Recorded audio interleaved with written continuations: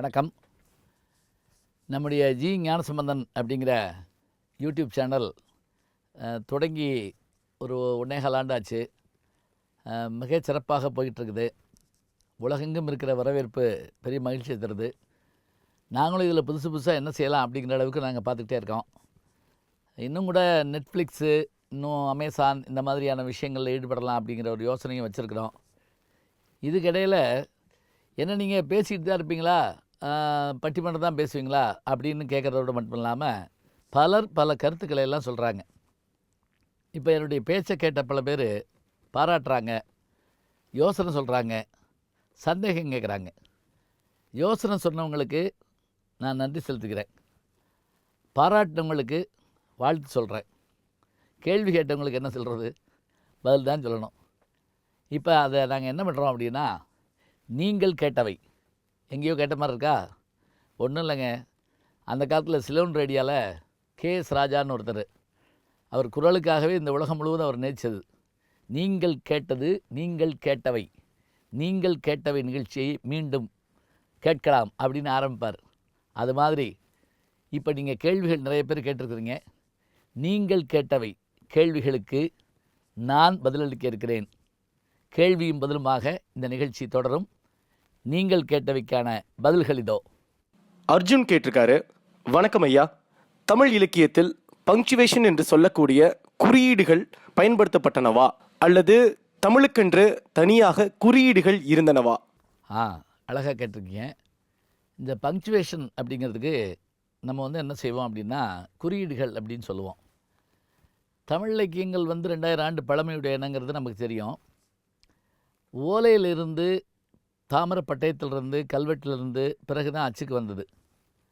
நல்லா சொன்னால் இந்த நிறுத்த குறியீடுகள் அப்படிங்கிற ஒரு செய்தி உரைநடை வந்த பிறகு தான் இருந்திருக்க முடியும். ஏன்னா அதுக்கு முதல்ல வரைக்கும் எல்லாமே நமக்கு செய்யுளில் தான் இருந்தது. கடிதம் செய்யுள் தான், டாக்குமெண்ட்ஸு செய்யுள் தான், கல்வெட்டுகள் செய்யுள் தான். அப்போ உரைநடையை கொண்டு வந்தது யார்? வீரமாமுனிவர் தான் கொண்டு வந்தார். எழுத்து சீர்திருத்தமும் பண்ணார். அப்போ பண்ணபோது தான் அவர் நெடில்னா என்ன, குடில்னா என்ன, புள்ளி வச்சு எழுத்துனா என்ன, அப்படிலாம் புள்ளி வச்சு எழுத்துனா என்னெல்லாம் செஞ்சார். அப்போ நாம் அச்சுக்கு மாறுற போது, அச்சுக்கலைக்கு வந்த பிறகு இந்த நிறுத்த குறியீடுகளை பயன்படுத்த ஆரம்பித்தோம். அது எப்படி சொல்ல ஆரம்பித்தோம் அப்படின்னு கேட்டிங்கன்னா, இப்போ கார்புள்ளி அப்படிமோ, இந்த கமா இதெல்லாம் சொல்கிறோம் இல்லையா, கார்புள்ளி, அரைப்புள்ளி, முற்றுப்புள்ளி. முற்றுப்புள்ளினா ஒரு வாக்கியம் முடிஞ்சு போச்சுன்னா அது ஸ்டாப் அப்படி வச்சுக்கிறது. தொடரும் அப்படின்னா கமா சொல்கிறோம்ல, அது மாதிரி. அதே மாதிரி அரைப்புள்ளி, கால்புள்ளி, இந்த மாதிரி சில சொற்கள் வச்சுருக்கிறோம். ஆனால் இதெல்லாம் பிற்கால வழக்கம்தான். ஏன்னா நமக்கு செய்யுள் வழக்கம் இருந்ததுனால செய்யுளில் தான் நம்ம எல்லாவற்றையுமே செஞ்சுருக்கிறோம். பழைய காலத்தில் இல்லை, எழுத்து சீர்திருத்தத்துக்கு பிறகு தான் இது வந்திருக்கணும். கோபிநாத் ஒரு கேள்வி கேட்டிருக்காரு. நான் பொறியியல் பயின்ற மாணவன், இலக்கணம் பயில விருப்பம், எவ்வாறு கற்பது? எனக்கு ரொம்ப பெரிய மகிழ்ச்சியாக இருக்குது. நீங்கள் பொறியியல் மாணவராக இருந்தும் கூட தமிழ் இலக்கணம் படிக்க வேண்டும் என்று நினைப்பது ரொம்ப மகிழ்ச்சிக்குரிய ஒன்று. எனக்கு ஒரே ஒரு கேள்வி உங்கள்கிட்ட என்ன அப்படின்னா, கேள்விக்கு பதில் கேள்வி கேட்குறேன்னு நினைக்காதீங்க. நீங்கள் தமிழ் பகுதி 1 தமிழ் படிச்சிருக்கீங்களா? பள்ளிகளில், கல்லூரியில் படிக்க வாய்ப்பு இல்லை. ஒருவேளை +2ல் கூட நீங்கள் செகண்ட் லாங்குவேஜ் வேறு எடுத்துருந்துருக்கலாம். ஆனால் உங்களுடைய தாய்மொழி தமிழாக இருந்து முதல் வகுப்பிலிருந்து 10ஆம் வகுப்பு வரைக்கும் நீங்கள் படிச்சிருந்தீங்கன்னா அடிப்படையான இலக்கணங்கள் உங்களுக்கு தெரிஞ்சிருக்கணும். அப்படி இல்லையா, இப்போ நீங்கள் என்ன பண்ணலாம் அப்படின்னா, இலக்கண வினா விடைகள் அப்படின்னு அந்த காலத்தில் ஆறுமுக நாவலர் போட்டிருக்காரு. இன்றைக்கும் கூட நமக்கு எளிய நடையில் தமிழ் கற்கலாம் என்று தமிழண்ணல் எங்கள் பேராசிரியர் அவர். அதே மாதிரி ஆக்கி பரந்தாமனாருடைய இலக்கணம் கற்றல் பற்றிய செய்திகள்லாம் இருக்குது. அதெல்லாம் நீங்கள் படிச்சுக்கலாம். நீங்கள் நல்ல இலக்கணங்களை எளிய முறையில் படிச்சுக்கலாம். அதுக்கு நிறைய வாய்ப்புகள் இருக்குது. தனியான இலக்கண புத்தகங்கள்லாம் வந்திருக்குது, அதில் பாருங்கள். தேவையான போது கேள்வி கேளுங்க. ஐயா, நான் உங்கள் மாணவன் ஏகலைவன் போல் எனது கேள்வி அப்படின்னு சொல்லிட்டு, சங்க இலக்கிய பாடல்கள் அனைத்தும் இன்றைய தலைமுறைக்கு கொண்டு சேர்க்க என்ன செய்ய வேண்டும்? நல்ல கேள்வி கேட்டிருக்கீங்க. முதல்ல சங்க இலக்கிய பாடல்கள் எவ்வளவு அப்படின்னு ஒரு கேள்வி கேட்டால் ரொம்ப எளிமையாக சொல்கிறேன். 10 பாட்டு ஒரு 10, 8 தொகை ஒரு 8, 18. இந்த 18 தான் சங்க இலக்கியங்கள்னு பேர். இந்த 18ங்கிற 10 முதல்ல 10 பாட்டுனா என்ன அப்படின்னா, முருகு பொருநாறு பானிரண்டு முல்லை பெருகு வளமதுரை காஞ்சி மறுவினிய கோல நெடுநல் வாழை கோல் குறிஞ்சி பட்டின பாலை கடாத்தொடும் 10. ஒன்றும் பயப்படாதீங்க. இந்த 10 பாட்டையும் ஒன்றா ஒரு பாட்டில் சொன்னது. 8 தொகையில் அதை மாதிரி சொல்ல முடியும். நற்றிணை நல்ல குறுந்தொகை ஒத்த பதிற்று 10 ஓங்கு வரிபாடல் கற்றறிந்தார் ஏத்தும் கலியோடு அகம்புறம் எனும் இத்திரத்த 8 தொகை. இதில் 500 நடுவில் வரும். இப்போ வச்சுக்கோங்க, இந்த 8 தொகை 10 பாட்டு இதுதான் சங்க இலக்கியம். இதை தெரிஞ்சுக்கிறதா இருந்தால் இன்றைய சூழலில் எப்படி தெரிஞ்சுக்கலாம்? இதில் முதல்ல இப்படி தெரிஞ்சுக்கிறணும். தமிழர்கள் நிலத்தை 5ஆக பிரித்தாங்க. குறிஞ்சி முல்லை மருதம் நெய்தல் பாலை. திசை 4ஆக பிரித்தார்கள். கிழக்கு மேற்கு வடக்கு தெற்கு. இலக்கியத்தை தமிழை 3ஆக பிரித்தார்கள். இயல் இசை நாடகம். அதே போல் வாழ்க்கை அகம் புறம்னு பிரித்தாங்க. இந்த அகமும் புறமும் தான் சங்க இலக்கியத்தில் இருக்குது. அதுக்கு தான் சொல்ல வந்தேன். ஒழுக்கத்தை ஒன்றாக்குனாங்க. இதில் இந்த அகம் சொல்லப்படுவதில் தான் எல்லா நூல்களும் அடங்கியிருக்குது. காதல், குடும்பம், போர், புகழ், இதுதான் புறம், அது அகம். இதை தெரிஞ்சுக்கிறதா இருந்தால் பழைய இதுகளுக்கான நல்ல உரைகள் வந்திருக்கு. நானே புனையா ஓவியம் அப்படிங்கிற பேரில் யூடியூப்பில் பேசியிருப்பேன். நெடுநல் வாடை பற்றி பேசியிருப்பேன். மதுரை காஞ்சி பற்றி பேசியிருப்பேன். சங்க இலக்கியங்கள் பற்றி பேசியிருப்பேன். இப்போ உங்களுக்கு இன்னும் எளிமையாக சொல்கிறதா இருந்தால், என் சுவாச காற்றைன்னு ஒரு படத்தில் கவிஞர் வைரமுத்து என்ன பண்ணியிருப்பார் அப்படின்னா, தீண்டாய் மெய் தீண்டாய் அப்படிங்கிற ஒரு பாட்டுக்கு முன்னாடி கன்றும் உண்ணாது களத்திலும் படாது அப்படின்னு சொல்லி ஒரு பாடல். அந்த சங்க இலக்கிய பாட்டை முன்னாடி பாட விட்டு அதே செய்தியை உள்ள இதில் வச்சுருப்பார். இப்போ நீங்கள் இந்த கன்று முன்னாது களத்திலும் படாதுங்கன்னா, பாலை ஒன்று கண்ணுக்குட்டி குடிச்சிருக்கணும், அல்லது அந்த சொந்தக்காரன் சாப்பிட்ருக்கணும். ரெண்டும் இல்லாமல் கீழே வீணாக போகுது, என்னுடைய இளமை அது மாதிரி வீணாக போகுதுன்னு கஷ்டப்படுறான். இப்போ சினிமா பாட்டுக்குள்ளேயும் இதெல்லாம் சொல்ல முடியும் அப்படிங்கிறதுக்காக எளிமையாக சொல்ல முடியும். நிறைய உதாரணங்கள் இருக்குது. நான் வாய்ப்பு கிடைக்கிற போதெல்லாம் உங்களுக்கு சொல்கிறேன். சங்க இலக்கியத்தை இன்றைய சூழலில் எனக்கு வாய்ப்பு இருந்தால் நானே கூட உங்களுக்கு எல்லாம் எளிமையாக சொல்ல ஆரம்பிச்சிருவேன். உலகநாயகன் காட் ஆஃப் சினிமா அப்படின்ற அக்கௌண்ட்லேருந்து கேட்டிருக்காரு, ஐயா தாங்கள் தமிழ் முறைப்படி திருமணம் பற்றி கூறுவீர்களா? அதை எப்படி செய்வது? திருமணம் பற்றி கேட்டிருந்தீங்க. இப்போ கூட சமீபத்தில் சேரனுடைய படம் ஒன்று வந்திருக்குது. திருமணம் சில திருத்தங்களுடன் அப்படின்லாம் வந்திருக்குது. இப்போ நம்முடைய மரபு ரீதியான திருமணங்கள்லாம் பார்த்திங்கன்னா சங்க இலக்கியத்தில் எப்படி சொல்கிறாங்கன்னா, இரவு நேரத்தில் தான் கல்யாணம் நடந்திருக்குது. யார் நடத்தி வச்சுருக்காங்க அப்படின்னா, பெண்கள் தான் இருந்து இந்த கல்யாணத்தை நடத்தி வச்சுருக்காங்க. எங்கே வச்சு நடத்துவாங்களாம், அதாவது மரங்களில் இப்படி ஒடிச்சோம்னா பால் வரக்கூடிய ஆலம் மரம், அந்த இது மாதிரியான இதுகளில் அந்த மரத்துக்கடியில் வச்சு உளுந்தம் சோறு வச்சு நிறைய பெண்கள் குழந்தைகளை பெற்ற அந்த பெண்மணி அந்த திருமாங்கல்யத்தையோ, அது அந்த காலத்தில் இருந்ததா இல்லையான்னு ஒரு சர்ச்சை இருக்குது.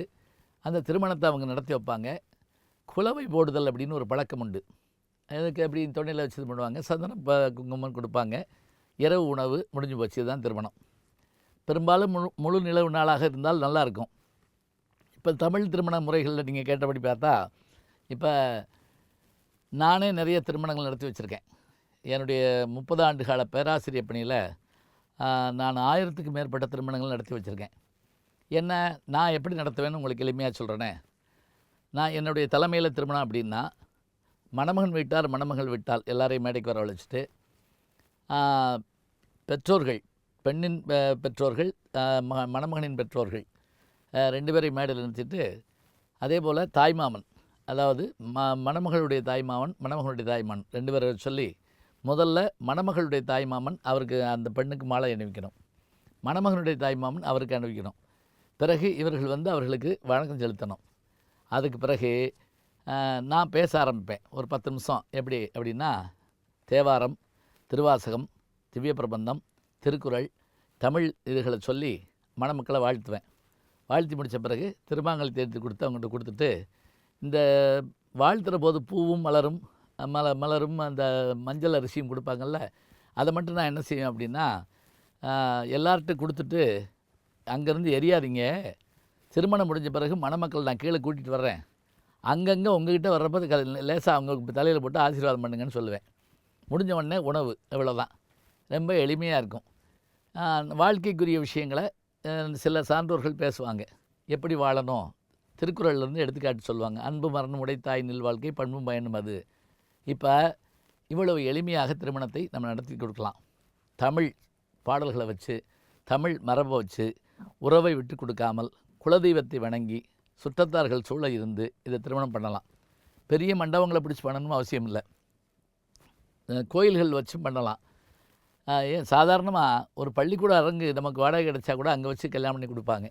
இதெல்லாம் எளிமையான விஷயங்கள் தான். அதனால் திருமணத்தை நாம் நம்முடைய மணமக்களுடைய மனம் ஒற்றுப்போகுமா ஆனால் நாம் அதற்கேற்றபடியாக நடத்தி காட்டலாம். ஆள் போல் தலைத்து அருகு போல் வேரோடி என்று சொல்லுவோம். ஆள் தலைப்பதைப் போல, ஆலமரம் தலைப்பதைப் போல, அருகம்புல் வேரோடுவதைப் போல 16 பெற்று பெருவாழ்வு வாழ வேண்டும் என்று வாழ்த்துவதும், மண்ணில் நல்ல வண்ணம் வாழலாம் வைகளும் எண்ணில் நல்ல கதிக்கு யாதுமோர் குறைவிலை கண்ணினல் அகுதுரும் கழுமல வளநகர் பெண்ணின் நல்லாருடும் பெருந்தகை இருந்ததுன்னு திருஞான சம்பந்தருடைய பாட்டை சொல்லி, ஆண்டாளுடைய பாட்டை வாரணமாயிரம் சூழவளம் செய்துங்கிற பாட்டை சொல்லி மணமக்களை வாழ்த்துதல் மரபு. இதுதான் தமிழ் முறைப்படியான திருமணம்னு நான் நடத்தி வச்சுக்கிட்டு இருக்கேன். சௌந்தரபாண்டியன் கேட்டிருக்காரு, சிறுபிள்ளைத்தனமாக கூட இருந்தாலும் தமிழுக்கு ஏன் தமிழ் என்று பெயர் வந்தது? இதற்கு நம் சங்க இலக்கியத்தில் ஏதேனும் குறிப்புகள் உள்ளனவா? அந்த தமிழுக்கு ஏன் அப்படி ஒரு பேர் வந்ததுன்னு கேட்குறீங்க. இது முதல்ல தமிழ்ங்கிற சொல் திரமிழ் அப்படிங்கிற மாதிரியான இருக்கும். தமிழ் பிராமி என்ற கல்வெட்டுக்களில் காணப்படுது. அது மருவித்தான் இப்படி வந்திருக்கணுங்கிறாங்க. இன்னொன்று என்ன சொல்லுவோம் அப்படின்னா, வல்லினம் மெல்லினம் இடையினம் அப்படிமோ. இது ஒவ்வொன்றிலிருந்து ஒவ்வொரு எழுத்து எடுத்து வச்ச மாதிரி தான் இருக்கும். வல்லெழுத்தில் ஒரு எழுத்து, மெல்லெழுத்தில் ஒரு எழுத்து, இடையினத்தில் ஒரு எழுத்து, த மீ இல், இந்த மூன்றும் சேர்ந்ததாக தமிழ் இருக்குது அப்படின்னு நம்ம சொல்கிறோம். இதுக்கான தனியான விஷயங்கள் இல்லை. தமிழ் என்ற சொல்லை இன்னும் சொல்வதாக இருந்தால் திருக்குறளில் கூட தமிழுங்கிற சொல் இல்லை. நாம் அதை என்ன பண்ணுறோம், தமிழ்நாடு அப்படிங்கிற இதை வச்சு சொல்கிறோம். பழைய இலக்கியங்களில் சில சில குறிப்புகள் இருக்குது. கல்வெட்டு குறிப்புகள் வச்சு பார்க்குறோம். மற்றபடி தமிழுக்காக ஆரியம் கதைகளை கேட்டுக்கொண்டிருந்த அவனுக்கு தமிழ் உணர்த்துவதற்காக, பிரகத்தன் என்பவனுக்கு தமிழ் உணர்த்துவதற்காக பாடப்பட்டது அப்படின்னு அதனுடைய பெருமைகளை சொல்கிறதும் உண்டு. அதனால் சங்க இலக்கியங்கள் மற்றவற்றிலையும் இந்த சொற்கள் இருக்குது. இது ஏன் இந்த மாதிரி வந்ததுக்கான ஆய்வு நம்ம மேற்கொள்ளத்தான் வேணும். ராஜா மூர்த்தி கேட்டிருக்காரு, ஐயா, நான் உங்களிடம் கற்காத மாணவன். ஈழம் பற்றி பழந்தமிழர் இலக்கிய தரவு இருந்தால் பகிர முடியுமா? ஈழம் என்பது அண்டை நாடாக இருந்தாலும் கூட இப்போது அது தமிழ்நாட்டினுடைய ஒரு பகுதி போலவே தான் இருந்திருக்கிறது. முற்கால சேர சோழ பாண்டியர்களும், இடைக்கால சேர சோழ பாண்டியர்களும், பிற்கால சேர சோழ பாண்டியர்களும் மற்றவர்களும் இலங்கைக்கு சென்று வந்திருக்கிறார்கள். நட்போடு இலங்கையின் மீது படையெடுத்திருக்கிறார்கள். இலங்கையை ஆளுகைக்கு உட்படுத்தியிருக்கிறார்கள். ராஜராஜ சோழனுக்கு நான்முடி சோழன் ஒரு பேர் உண்டு. மும்முடி சோழம் என்றால் என்ன? முன்முடி சோழன்னா சேர சோழ பாண்டிய என்ற 3 மண்டலங்களையும் ஆண்டவன். ஈழத்தையும் ஈழம் கொண்டான் என்ற அவனுக்கு ஒரு பேரும் உண்டு. இலக்கிய ரீதியாக நீங்கள் பார்த்தீங்கன்னா, சிலப்பதிகாரத்தினுடைய கண்ணகிக்கு கோயில் அந்த கோட்டம் எடுத்தபோது, கண்ணகி சிலை சேரன் செங்குட்டுவன் இமயத்தில் கல்லெடுத்து கங்கையிலே நீராட்டி கண்ணகிக்கு கோட்டம் அமைத்த போது, இலங்கையிலிருந்து கயவாகு என்ற ஒரு மன்னன் இங்கு வந்து போனதாக அந்த நாட்டுடைய மகாவம்சம் என்ற நூல் கூறுகிறது. அதை வச்சு தான் சிலப்பதிகாரத்தினுடைய காலம் 2ஆம் நூற்றாண்டுன்னு கூட நம்ம சொல்கிறோம். அதே மாதிரி தமிழுக்கு இன்றைக்கும் அவர்கள் கொடுக்குற முக்கியத்துவத்தை பார்க்குறப்ப ரொம்ப ஆச்சரியமாக இருக்கும். குறிப்பாக 18, 19ஆம் நூற்றாண்டுகளில் இலங்கையை சேர்ந்தவர்கள் தான். சீவை தாமோதரம் பிள்ளை, உ.வ.ச.வுக்கு முந்தியவர், ஆறுமுக நாவலர், விபுலானந்த அடிகள், இவர்கள் எல்லாருமே இலங்கையை சேர்ந்தவர்கள் தான். அவர்களுடைய அந்த பணி அப்படியான அற்புதமான பணி. இன்றைக்கும் கூட உலகெங்கும் இருக்கிற இலங்கை தமிழர்கள் தங்களால் முடிந்த தமிழ் பணியை செய்து கொண்டிருக்கிறார்கள். அதை நம்ம இன்டர்நெட்லேயும் மற்றவற்றிலையும் பார்க்குறோம். தமிழ் இன்றைக்கு ஓரளவு மிகச்சிறப்பாக உலகெங்கும் பரவியிருக்கிறதுன்னு சொன்னால் அதற்கு இலங்கை தமிழர்களுடைய பங்கு பெரும்பான்மை உடையது என்பதை நாம் மறுக்காமல் ஒத்துக்கொள்ள வேண்டும். ஏனென்றால் அது நல்ல வேர்களை கொண்ட இடமாக இருந்திருக்கிறது. இன்றைக்கும் அங்கு சைவ பண்பாடு தலை தோங்குகிறது. துளசிராமன் ஒரு கேள்வி கேட்டிருக்காரு, தமிழ்நாட்டை தமிழர் தான் ஆள வேண்டுமா? உங்கள் கருத்து? இந்த கேள்வியே நம்ம யோசிக்க வைக்கிற கேள்வியாக இருக்குது. தமிழ்நாட்டை தமிழர்கள் தான் ஆள வேண்டுமா? இப்போ வேற ஒன்றும் இல்லை. தமிழ்நாட்டில் கேரளாவை சேர்ந்த எம்ஜிஆர் ஆண்டிருக்கிறாரு, கர்நாடகாவை சேர்ந்த ஜெயலலிதா ஆண்டிருக்கிறாங்க. அது மாதிரி யாராவது கேரளாவில் போய் ஒரு தமிழர் ஆண்டிருக்காரா, அல்லது கர்நாடகாவில் போய் ஒரு தமிழர் ஆண்டிருக்காரா, அல்ல ஆந்திராவில் போய் ஒருத்தர் ஆண்டிருக்காரா? இல்லை. அவரவர்கள் அவரவர்களுடைய நாட்டுக்கு கவனமாக தேர்ந்தெடுக்கிறாங்க. இப்போ நமக்கு நம் இனம் சார்ந்த, மொழி சார்ந்த ஒருத்தர் வந்தால் நல்லா இருக்கும்னு நினைக்கிறோம். இப்போ இன்னொரு கேள்வி கூட கேட்கலாம். அப்படின்னா ஏன் இங்கே பிறக்காத ஒருத்தர் வந்து தமிழ் மீது ஆர்வம் கொண்டு வந்து நம்மளை இது பண்ணக்கூடாதா? தாராளமாக செய்யலாம், வேண்டான்னு சொல்லலை.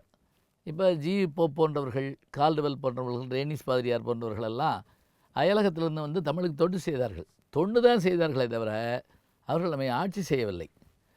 அப்போ நமக்கு ஆட்சி செய்ய வேண்டும் என்று சொன்னால், இப்போ நம்ம வீட்டுக்கு தலைவனாக யார் இருக்கணும்? எப்படியாக இருந்தாலும் நம்ம வீட்டில் ஒரு ஆள் தானே இருக்கணும். இல்லைங்க இந்த வீடு அவர் கண்ட்ரோலில் இருக்குங்க அப்படின்னு சொன்னால் அது கேட்கவே நமக்கு யோசனையாக இருக்குது. ஒரு வீட்டுக்கே நம்ம அப்படி சொல்கிற போது நாட்டுக்கு அப்படி இருந்தால் நல்லதுங்கிறது தான் என்னுடைய கருத்து. இதில் நான் அரசியலோ பாலிடிக்ஸோ இதற்காகலாம் இல்லை. ஏனென்றால் மொழி, இனம், பாரம்பரியம் இவற்றை தெரிந்தவர்கள் இருந்தால் அது நல்லது. இந்தியா போன்ற பெரிய நாட்டில் பல்வேறு மொழி, பல்வேறு கலாச்சாரம், எல்லாரும் ஆண்டிருக்காங்க. யார்? காஷ்மீரத்தை சார்ந்த நேரு பிரதம மந்திரியாக இருந்திருக்காரு. அதே போல் ஜனாதிபதியாக சர்வபள்ளி ராதாகிருஷ்ணன் ஆந்திராவில் இருந்திருக்கிறாரு. நம்முடைய கலாம் அவர்கள் ஜனாதிபதியாக இருந்திருக்கிறாரு. இந்தியாங்கிற இந்த இதுகள் கொண்ட நாட்டை எல்லாரும் ஆண்டிருக்காங்க. ஆனால் அவரவர்களுடைய பகுதியை அந்தந்த பகுதியினுடைய தலைவர்கள் ஆண்டா நல்லா இருக்குங்கிறது தான் என்னுடைய கருத்து. கார்த்தி வனிதா கேட்டிருக்காங்க, ஐயா தங்களின் வெளிநாட்டு பயணங்களின் மறக்க முடியாத நகைச்சுவை அனுபவங்களை இங்கு பகிர்ந்து கொள்ளலாமே. வெளிநாட்டு பயணங்களுக்கு நிறைய சொல்லலாம். ஒவ்வொரு நாட்டையும் நீங்கள் கேட்டு சொன்னாலும் நான் அதை வரிசையாக சொல்லுவேன். அந்தந்த சூழலுக்கு ஏற்றபடியும் சொல்லலாம். அமெரிக்காவுக்கு ஒரு முறை கடுமையான பனி பொழியிற காலத்தில் போயிட்டேன் நான். வாஷிங்டனில் இருந்தேன். அப்போ என் நண்பர் அவர் ராமசாமி, அவர் என்ன பண்ணுவார்னா, காலையில் அவர் வந்து அந்த வாஷிங்டனில் வெள்ளை மாளிகை பக்கத்தில் அவருடைய அலுவலகம், என்னை கூட்டி போய் அந்த நூலகத்தில் விட்டுருவார். மாலையில் அவர் வேலை முடிஞ்சு வரப்போ என்னை கூட்டிகிட்டு வருவார். நான் அது வரைக்கும் அங்கே எல்லாம் சுற்றி பார்த்துட்ருப்பேன், படிச்சுட்ருப்பேன். மாலையில் நாங்கள் ஒரு தடவை வர்றபோது பார்த்திங்கன்னா சாயங்காலம் 4 மணிக்கே பனி கொட்ட ஆரம்பிச்சிருச்சு. இதில் கார்கள் பூரா உறைஞ்சி போய் நிற்கிது. அதாவது ஒரு 1000 காரு அப்படியே அந்த பார்க்கிங்கில் நிற்கிது. இப்போ இவர் தினம் நிப்பாட்டுற இடத்துல தான் நிப்பாட்டியிருக்காரு. அப்போ என்னை கூட்டிகிட்டு கொட்டுற பனியில் நடுங்கிட்டே போகிறோம். நான் சொல்கிறது ஒரு 15 வருஷத்துக்கு முதல்ல. அப்போ இந்த காராக தான் இருக்கணுங்கிறாரு. அவ்வளவு காரும் பனியில் மூடியிருக்கு. இப்போ இது எப்படி கண்டுபிடிக்கிறது அப்படின்னு கேட்டேன். அதுக்கெல்லாம் ஒரு வழி இருக்குது அப்படின்னு சொல்லிட்டு, இந்த பாருங்க அப்படின்னு பைக்குள்ளேருந்து ஒரு தகரத்தை எடுத்து இது அப்படியே இந்த பனி அப்படியே வலிச்சு தள்ளோம்னா போயிடும் அப்படின்னு சொல்லிட்டு என்கிட்டையும் ஒன்று கொடுத்தாரு. நானும் வாங்கி அவரும் சேர்ந்து பனியெல்லாம் சரி பண்ணிவிட்டு அவர் அந்த ரிமோட் வச்சு எப்படி அமுக்கினார். அப்படின்னோடனே அந்த கார் கதவு திறக்கணும்ல, கீங்குன்னு சத்தம் கேட்கணும் இல்லையா, இப்படி அமுக்கினார். அங்கே இருக்க ஒரு காரு கீங்குன்னு சத்தம் கடிச்சு. அதாவது அந்நேரம் வரைக்கும் வேறு காரை நாங்கள் 2 பேரும் தொடச்சிருந்துருக்கோம். நான் இதை மறக்கவே முடியாது. இப்போ போயிருந்தப்போ நான் கேட்டேன், இப்போ என்ன பண்ணுறீங்க அப்படின்னு சொல்லி. அப்படியெல்லாம் கஷ்டப்படுறதில்ல, சிம்பிளாக நம்பரை மாத்திரம் சுரண்டுவேன். நம்ம நம்பரான்னு பார்ப்பேன், செல்லில் பார்ப்பேன், நம்ம நம்பர்னால் அதை மாத்திரம் சுரண்டுவேன் அப்படின்னாரு. அது ரொம்ப என்னால் மறக்க முடியாத ஒன்று. அதே மாதிரி இப்போ போயிருந்தபோது லண்டனுக்கு போயிருந்தப்போ ஜி போப்பினுடைய கல்லறையை பார்க்கறதுக்காக போயிருந்தோம். என்னுடைய நண்பர் சண்முக சுந்தரம் அவர்கள் தான் எங்களை கூட்டிகிட்டு போனார். அவரும் வீரா அவரும் 2 பேரும் போயிட்டு இருந்தோம். நாங்கள் போயிட்டு வரப்போ அப்போ ஆக்ஸ்ஃபோர்டு அந்த கேம்பஸில் தான் அது இருக்குது. அவர் என்ன பண்ணுறாரு, ஃபோனில் ஒவ்வொருத்தர்ட்டையாக சொல்கிறாரு, ஆமாம் பேராசிரியர் வந்திருக்காரு, ஞானசம்பந்தம் வந்திருக்காரு, கல்லறைக்கு தான் கொண்டு போயிட்டு இருக்கேன். ஆமாம் குடும்பத்தோடு தான் போகிறோம். இன்னும் 10 நிமிஷத்தில் அவர் கல்லறையில் இருப்பார். நான் சொல்ல எனக்கு கொலை நடிக்கிட்டே இருக்குது. அப்படியே நான் அவர்கிட்ட சொன்னேன், இங்கே வருங்க, நம்ம வந்து ஜி போப்பினுடைய கல்லறைக்கு போகிறோம் அப்படி சொல்லுங்கன்னு. ஆமாம் அது இருக்கட்டுங்க, எல்லாத்தையும் ஜி போப்பு சொல்ல முடியுமா, விடுங்க கல்லறைக்கு போகிறேன் அப்படின்னு சொல்லி, சரி போயிட்டு வரோம் அப்படின்னு சொல்லி அதை இன்றைக்கி அவர் சொன்ன வேகத்தை பார்த்த உடனே எனக்கு இன்னும் சிரிப்பு தாங்க முடியல.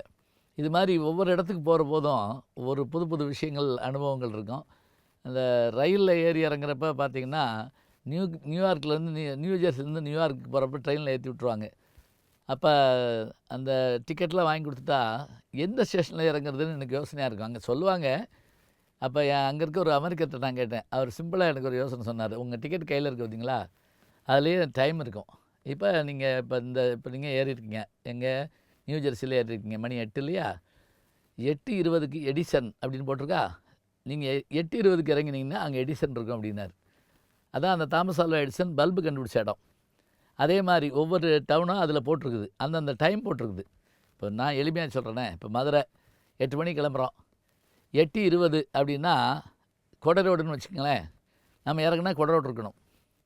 8:40 திண்டுக்கல் இருக்கணும். இதே மாதிரி அங்கே நான் ஒவ்வொரு இடத்துலையும் இறங்கி அதை செக் பண்ணேன்.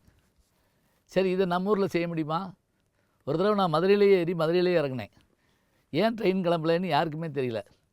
அதனால் இதெல்லாம் நம்ம ஒவ்வொரு இடத்துலையும் போய் பார்க்குறப்ப, அதுவும் இந்த நேரம் போட்டிருக்குது பார்த்திங்கன்னா 7 மணி 10 நிமிடம் 11 வினாடி அப்படி போடுறாங்க.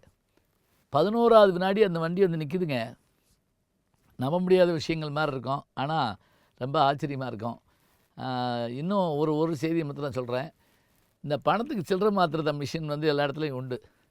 அமெரிக்காவில் நான் திடீர்னு ஏர்போர்ட்டில் ரொம்ப தனித்தாகமாக இருக்குது அப்படின்ட்டு ஏதாவது இது கொடுக்கான்ட்டு என்கிட்ட அந்த $100 இருந்தது. நான் அதை என்ன பண்ணேன், அந்த டாலர் மிஷினில் கொடுத்துக்கிட்டே இருக்கேன். அது ஒவ்வொரு தடவையும் துப்பிக்கிட்டே இருக்குது. எனக்கு என்ன பண்ணுறதுன்னு தெரியல. என்ன செல்லாத நோட்டை கொடுத்துட்டாங்களா நான் மட்டும் அப்படின்னு நினச்சிட்டு இருந்தேன். அப்போ அங்கே அந்த தரை தொடச்சிட்டு இருந்த ஒரு அம்மா என்கிட்ட நான் படுற கஷ்டத்தை பார்த்துட்டு அந்த டாலர் நோட்டை வாங்கி அது சொல்லுச்சு, இந்த பாருங்கள், என்கிட்ட காமிச்சு, இந்த இந்த இந்த ஃபேஸ் மேலே இருக்க மாதிரி, இப்போ லிங்கனுடைய படமோ ஜார்ஜ் வாஷிங்டனுடைய படமோ இருக்கும். நம்ம ஊரில் காந்தி நோட்டில் இருக்கிறார்ல, அது மாதிரி அது மேலே இப்படி வர்ற மாதிரி உள்ளே சொருகணுமா. நான் தலகலாகவே சொருக்கிட்டு இருந்திருக்கேன். அதனால் அது துப்பி விட்டுருச்சு, அவ்வளோதான். நல்ல வேளை அந்த நாட்டு மிஷினால் துப்பிருச்சு. நம்ம நாட்டு மிஷினில் சிலது வாங்கி உள்ளே வச்சுக்கிட்டே இருக்கும் அது பாட்டுக்க. அது நான் நாட்டை குறை சொல்லலை, நமக்கு தெரியாமல் இருக்கிறதுனால எவ்வளோ அறியாமையில் இருக்கோம் பாருங்கள். அப்புறம் நான் ரொம்ப நன்றி சொன்னேன். சொன்ன பிறகு அது அந்த இதுவும் போக வேண்டிய சில்லறையும் அது உடனே அது கையோடு கொடுத்துருச்சு.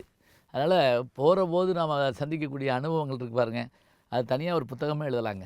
ரூப்ஸ் டவுனி கேட்டிருக்காரு, தற்போதுள்ள நிலையில் மாணவர்கள் தமிழின் மீது காட்டும் ஈடுபாடு குறித்து தங்கள் கருத்து. நீங்கள் நல்ல கேள்வி கேட்டிருக்கீங்க. ஆனால் எந்த நாட்டு மாணவர்கள்னு ஒரு வார்த்தையை சொல்லாமட்டீங்க. ஏன் அப்படின்னா, இப்போ தமிழ்நாட்டை பொறுத்த மட்டும் மாணவர்கள் அவங்களா எதையும் தீர்மானிக்கவே முடியாது. அவங்க அப்பா அம்மாவும் மற்றவங்க தான் தீர்மானிக்குது. மேல்நாடுகளை பொறுத்த மட்டும் என்னென்னா, அங்கே தமிழ் வேணும் அப்படிங்கிற அவசியத்துக்காக எல்லோரும் தமிழ் படிக்க வச்சுக்கிறாங்க. நானே எல்லா நாட்டு தமிழ் பள்ளிக்கூடத்துக்கும் போயிருக்கேன். ஆனால் நான் சந்திக்கக்கூடிய பொறியியல் கல்லூரிகள், மருத்துவக் கல்லூரிகள், சட்டக்கல்லூரிகள், வேளாண்மை கல்லூரிகள், இதிலெல்லாம் தமிழ் கிடையாது. ஜப்பான்லேயும் ஜெர்மனிலையும் ஹையர் எஜுகேஷன் படிக்கிறப்ப ப்ரொஃபஷனல் கோர்ஸாக இருந்தாலும் அந்த நாட்டினுடைய இலக்கியம் படிக்கணுங்கிறது சட்டம். இங்கே கிடையாது. இங்கே நம்ம 10th எடுக்கிறதில்ல, 10th முடிஞ்சு +2 வேறு லாங்குவேஜ் போயிடுறோம். இப்போ அப்படி நம்ம படித்தோம்னா அந்த அந்த மொழியினுடைய அருமை நமக்கு தெரியும். இந்த கல்லூரிகளுக்கெல்லாம் பேச போகிறப்ப தமிழில் ஒரு கவிதையவோ அல்லது தமிழில் ஒரு கண்ணாசனுடைய பாடலையோ சொன்னால் என்ன வரவேற்பு இருக்குங்கிறீங்க. அப்போ எந்திரிச்சுன்னு கைதுட்டாங்க. இன்றைக்கி எனக்கு ஏற்பட்ட அனுபவம் நாகர்கோவிலில் 2500 பேர் கொண்ட அண்ணா பொறியியல் கல்லூரியுடைய உறுப்பு கல்லூரி. அதில் தமிழ் வழி கல்வியும் இருக்குது. அதாவது பிஇ தமிழில் படிக்கலாம். அங்கே நான் பேசுகிற போது அப்துல் ரஹ்மானுடைய கவிதையை சொன்னேன். அப்படி எந்திரிச்சு நின்று கைதட்டினாங்க ஒரு 10 பேர். மூடி திறக்கும் உன் இமைகள் மீன் வலையா கொசு வலையா, இதான் அந்த கவிதை. இதை நான் சொல்லிவிட்டு எங்கே யாராவது சொல்லுங்க பார்ப்போம். மூடி திறக்கும் உன் இமைகள் மீன் வலையா கொசு வலையா, ரெண்டுக்கு என்ன வேறுபாடு அப்படின்னு கேட்டேன்.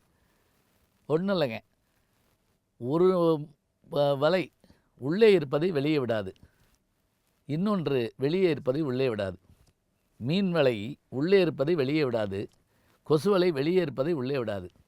இவன் காதலை கேட்குறான் அந்த அவளை பார்த்து, நீ ஆழமாக பார்க்கும் உன் பார்வை மூடி திறக்கும் உன் இமைகள் மீன் வலையா கொசு வலையா அப்படின்னா என்ன அர்த்தம்? நீ மீன் வலை போல என்னை ஏற்றுக்கொள்கிறாயா, கொசு வலை போல மறுதளிக்கிறாயா, என்னை காதலிக்கிறாயா இல்லையா, இவ்வளோதான். இதை சொல்லி முடித்த உடனே எந்திரிச்சுன்னு கைதட்டினாங்க பாருங்கள். அப்போ எல்லார்ட்டையும் தமிழுக்கான தாகம் இருக்கிறது.